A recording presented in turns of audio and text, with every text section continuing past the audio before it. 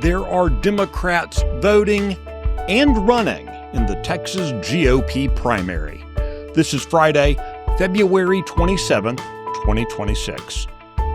Texas Scorecard presents the day's first news for the Lone Star State. The Texas Minute, with your host, Michael Quinn Sullivan. We've made it to Friday. Thanks for starting the end of your week with the Texas Minute. In a historic settlement, investment giant Vanguard says that it will no longer use its shareholder power to push a left-wing environmental agenda. More on that story coming up. A marquee GOP fight in recent months has been against the state of Texas over the party nominating process. Right now, state law requires that Republicans let Democrats help decide who the GOP nominees will be. But that's not the only way that Democrats are involving themselves in the process. As just one example, in Texas's 7th Congressional District in Houston, there's a candidate named Alex Kalai who has deep family ties to Democrat causes. He's never voted in a Republican primary and has now loaned his GOP campaign $100,000. It turns out that FEC records show that his father, Bashir, has given more than $145,000 to Democrats and Democrat-aligned committees over the years. For his part, Alex says that he's hoping to win the seat by, quote, getting votes from people who have not traditionally voted for Republicans.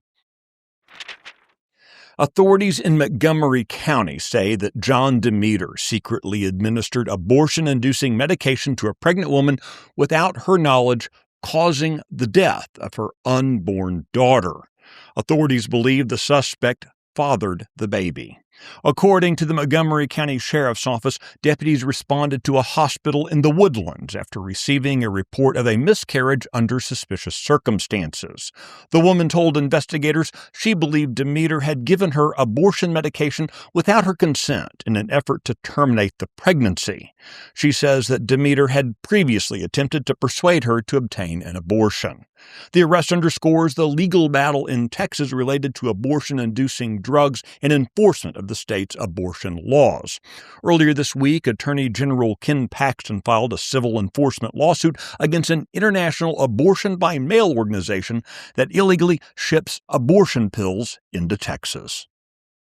Attorney General Ken Paxton announced yesterday that his office has reached a settlement with investment giant Vanguard.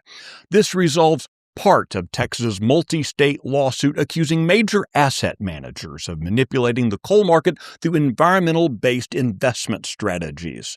The agreement marks the first settlement in the case that Paxton filed back in 2024 against BlackRock, Vanguard, and State Street.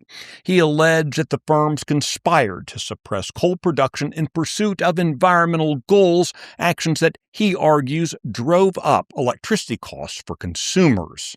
Vanguard will now be paying nearly $30 million to the participating states and adopt new restrictions on how it uses its shareholder influence. Paxton's office claims the agreement is a landmark enforcement action against ideologically motivated market manipulation. The Texas Minute will be right back. Hey there, folks. Chris Salcedo here from the Salcedo Storm podcast. As your friendly, liberty-loving Latino, I bring you a mix of engaging discussions to help us fight for our families, our state, and our conservative values. Tune in weekdays wherever you listen to podcasts. An Abilene resident is asking the Texas Education Commissioner to order the removal of 13 sexually explicit books from the Abilene Independent School District's libraries. She says district officials ignored a new state law meant to protect students from profane and indecent material.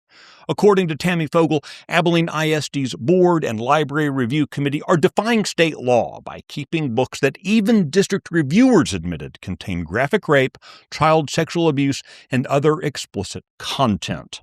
Under a state law that took effect last September, school districts are required to remove material that is either legally harmful to minors, indecent, or profane. There is only one reason adults want to make pornography available to children.